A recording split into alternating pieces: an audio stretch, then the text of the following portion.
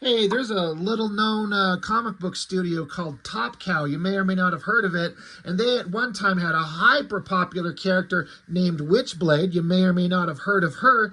And for a little stretch of time, Top Cow got licensed to produce Tomb Raider comics. You may or may not have heard of her.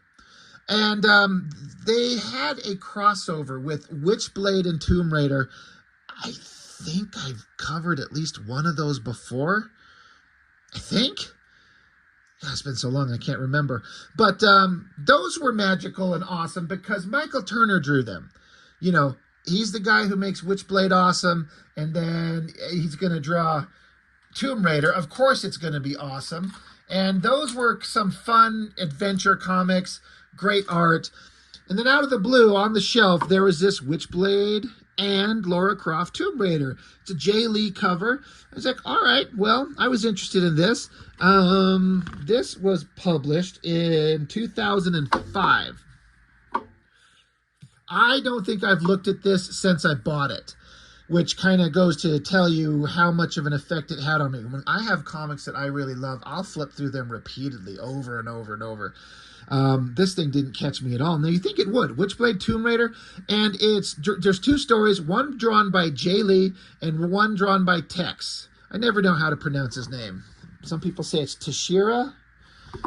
Somebody correct me. Somebody set me straight. There's always Texaria, but I don't want to pronounce it wrong if I can get it right. As far as the cover, it's a pretty good Jae Lee cover. I kind of dig the glowing eyes and the hidden face and the hair. Jae Lee is not the artist to draw Witchblade. I gotta be honest. I mean, she's just sitting here in a little super tiny shirt and in her underwear. Like, okay. And the Witchblade gauntlet, it lacks that energetic life that Michael Turner gave to it. It's fine. This is Jae Lee. He knows how to draw. The Tomb Raider looks a little bit better. I mean, it looks just like her. It's identifiable in every way. The hair pulled back in the braid, the glasses, the outfit, the gun. It fits the character. It works. But I'm like, it's not really the best Witchblade. And so inside, there's two stories. And I thought that this was a crossover of the characters. It's not. There's just a Witchblade story, and there's a Tomb Raider story. The Witchblade story is written by Mark Millar with art by Jae Lee.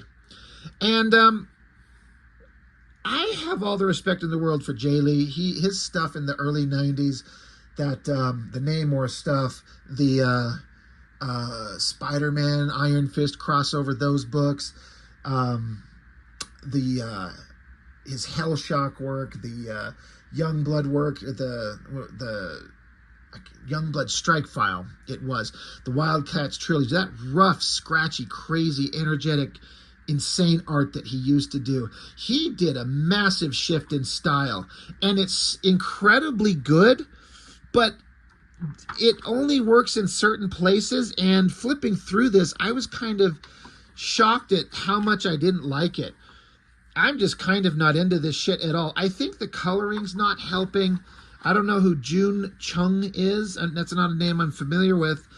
And I can't speak on coloring. I have no idea how, I mean, I understand how it's done. Like, you got to choose certain pigments and tones, and you got to make sure the environments feel the same. But there's all kinds of thoughts that go into coloring. But why it works in some places and why it doesn't in others. Jae Lee's artwork is very dark and murky. And when you have dark and murky coloring, it can work, but it just kind of doesn't work for a Witchblade story. I tried to read this and I couldn't get into it. I like Mark Millar, but I don't like everything he's written. I've liked a lot of stuff he's written, but not everything. This is just kind of another, like, Sarah's chasing a bad guy and, you know, running through the city. It's all well drawn, as I say all the time. I bet I would be more interested in this if I could see it in that's just black and white. It'd probably speak to me a little bit more. But there was also some elements of visual storytelling I was having a little bit of a hard time following. And again, it's kind of hypocritical when I was like, I didn't really read the story. I was just trying to follow the visuals, but I don't know. Jae Lee's got something that works, and on the right book, on the right characters, in the right way, he does amazing stuff. But then other times, like a Witchblade comic chasing some bad guy. She gets up on the roof. She gets tripped, falls down. He's got a gun to her head. He beats her with the gun. Of course, he's talking some mad shit, and he goes to shoot her in the face, but she just busts out the Witchblade gauntlet and catches the bullet. I don't know. In the way that Michael Turner would make this work, I don't like Jae Lee's work here. It's very well drawn, but it's not my favorite. She kind of zaps the guy, and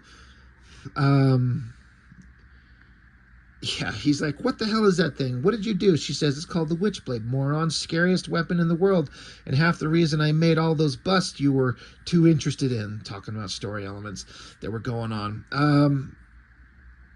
And so she knocks his ass off the top of the building, and he falls to his death, and he's dead. Whatever. I mean, it's just kind of fine, but I don't know. There was a time when you would have said, Jae Lee drew this story. Oh my God, I can't wait. It's going to be amazing. And this is just, I don't know.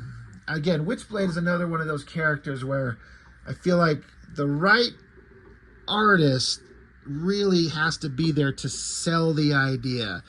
And the wrong artist is just kind of like cliche cop stuff with the magical, living weapon thing. The second story, the Tomb Raider story, Scarface's Treasure, written by Jeff Johns with art by Mark Teixeira with colors by Beth Sotelo, another colorist that I don't know anything about. And I like Tex's work, but man, I like it better when he either 100% fully paints his own work, like acrylics or whatever the tools that he uses. I believe it's acrylic. I mean, who could paint comic pages in oil when it takes weeks to dry? Or when he just does black and white ink work and he just inks himself and just goes crazy. But I can't tell if this is inked or just penciled. And then the coloring is kind of filling in the gaps. It's not as heavily rendered and kind of dark and gothic the way that Tex normally does stuff. This is all fine. I mean, Tex knows how to draw, but sometimes I don't know. I hate to even suggest the idea that maybe this was a story where his heart wasn't into it. I have no way of knowing, but sometimes it just kind of shows in the work. Like, that's a solid shot with the perspective on the bed and everything like that. Of course, Tomb Raider, she's looking hot. But this, I've seen him do, in my opinion, so much better. There's the rendering on the inking, if it is inked. I mean, if this is just pencils, they really got into the computer and adjusted the level so the pencils are just straight black. And I don't know if that's the case, but if this is inked, it's like, it feels like a rush job.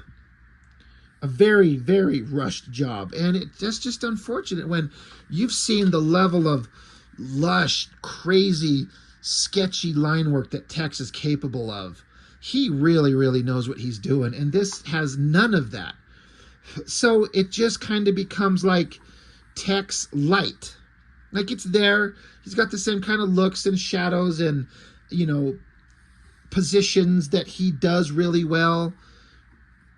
His work has kind of a horror movie unsettling vibe to it, which I really appreciate. I really like. But it's just none of it is here. I like the pose, a very naturalistic kind of pose on her body, the way she's kind of got this little slight sway to her figure. I didn't know her gun could shoot a cable claw. I bet she's Tomb Raider, so she's awesome, right?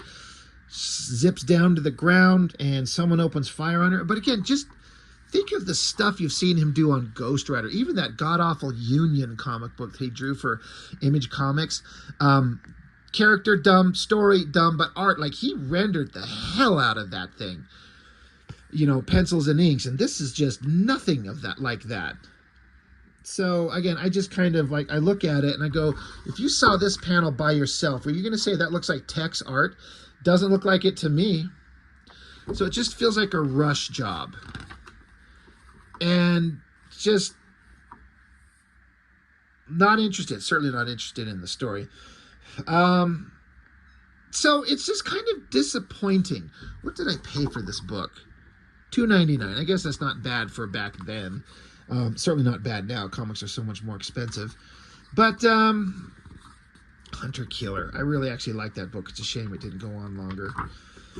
You know, a Witchblade Tomb Raider book drawn by Jae Lee and Tex. This should have been amazing, but I don't know. It just kind of sucked. I mean, I feel like the Jae Lee art, I feel like he was giving everything that he had. He was like doing full effort. It just doesn't click with me, this style and this story, but it's all there. He's doing backgrounds and heavy shadows, and like it's as good as he can do. Unlike the Tex story, which feels, like I've just said, very rushed and kind of bland. But you'd think that this would be a grand slam home run. But this, I can understand why. Like I said, I looked at it like once and never again. So when I picked it up and dug it up, I'm like, oh my God, I forgot this thing even existed. I'm flipping through it. I'm like, oh yeah, this sucks. This is boring. It's just not grabbing me. But that's just my opinion. That's just my take on it. I'm a nobody, so who cares what I think? But could have been way more interesting in my opinion, but it's kind of bland. So anyway, that's all I got for this one. Thanks for joining me. I really appreciate it. See you next time.